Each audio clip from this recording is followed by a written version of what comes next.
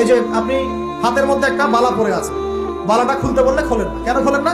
আপনার ধারণা এটা খুলে ফেললে আপনার ক্ষতি হবে, রোগ আর ভালো হবে না। এই যে আকীদা, শিরকি আকীদা।